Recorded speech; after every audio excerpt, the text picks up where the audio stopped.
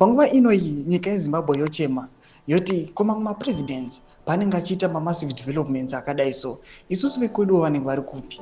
Ibrahim Traore panguva inoyi aratidza kuti is the most vibrant and active anoonekwa kunzi anoisa action aiwa painenge iri imminent, pane pachidikanwa ari kudhevelopa nyika yake. Saka pena mashoko ari kuonekwa kunzi aiwa dzimwe nyika nemamwe mahead of states panguva inoyi vari kubatikana nekuti chokwadi chanyatsa kubuda kuti aiwa maafrican especially maafrican presidents aiwa vari kungoluta zvavo. Not go subscribe or like what on the pay like chipinda pana pahendo yaEzekiel Charuma anoposta mapictures amuri kuona in the video aIbrahim Traore achikomishina zvamuri kuona equipment yese yefarming. Mobuda nyika the president of Burkina Faso continues to impress Africans with the tangible and impactful actions.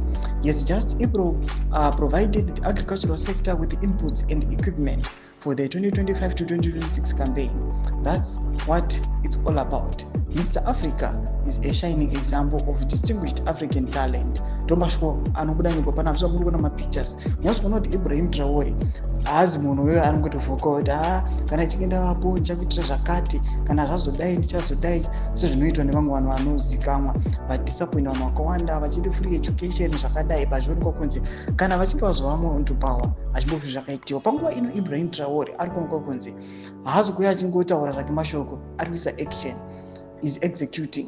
And especially vagari nyika yeZimbabwe right now patikuona nyika yeZimbabwe iri kuungudza, vari kuchema vachiti mutungamiri akadai so hatimuwaniwo kweduwo here. Mashoko ari kubuda nyika panapa nemacitizens emunyika yeZimbabwe vachikomenda zviri kuitika muAfrica vachiti seAfrica as a whole we must copy zviri kuitwa nemamwe maAfrican leaders. Tudze mafungiro enyu munoti kudii pamusoro pechitiko ichi? Aiwa chanyanyiswa kuonekwa kunzi zvinhu zvinotendewa izvi. Vane jealous vanorwadziwa zvavo. Pinda comment section medu kuti mafungiro enyu. So subscribe or like, turn on the bell icon.